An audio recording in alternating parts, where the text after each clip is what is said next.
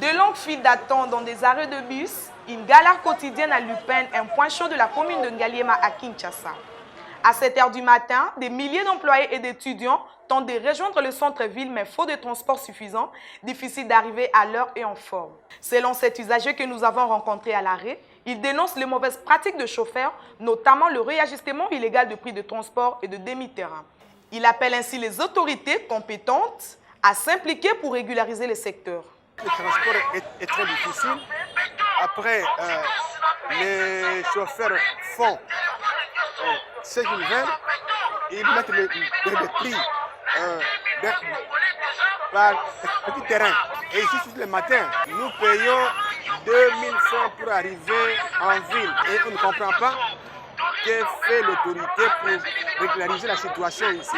Malgré cette marée de voitures jaunes sur la ville, l'offre reste tout de même insuffisante. À ma connaissance, le nombre de bus qui étaient disposés pour cette ligne a diminué énormément, raison pour laquelle nous avons des difficultés pour avoir le transport pour les transactions. Une situation qui affecte négativement l'économie domestique dans un pays où la majorité de la population est à faible revenu. Ça dérange l'économie domestique.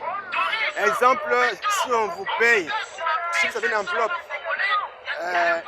salariale de 200 000 francs, vous prenez d'abord le transport. Ça nous prend beaucoup d'argent et on n'arrive pas à bien gérer cette affaire. Accusé de se livrer aux pratiques illicites de demi-terrain et réajustement de prix de transport, le chauffeur explique cette pénurie par d'énormes embouteillages qui caractérisent les riquinoises et le tracasserie policière. Le conducteur appelle à SECO à entreprendre les démarches auprès des autorités compétentes.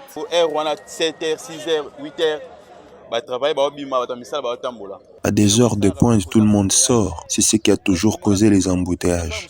Cela reste une des raisons pour laquelle certains d'entre nous se livrent au demi-terrain.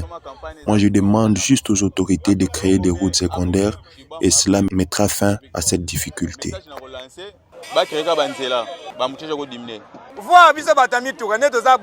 Pour nous, les conducteurs, les tracasseries sont énormes malgré nous achetons des documents. Je demande à nos dirigeants de la SECO de rencontrer les autorités afin que quelque chose soit fait en notre faveur. Quant à la SECO, plusieurs démarches sont entreprises auprès des autorités en vue d'assainir ce secteur. Ambroise Zouzi, vice-président de la SECO, appelle également les chauffeurs à ne pas créer la troisième bande. Nous sommes là pour encadrer les chauffeurs.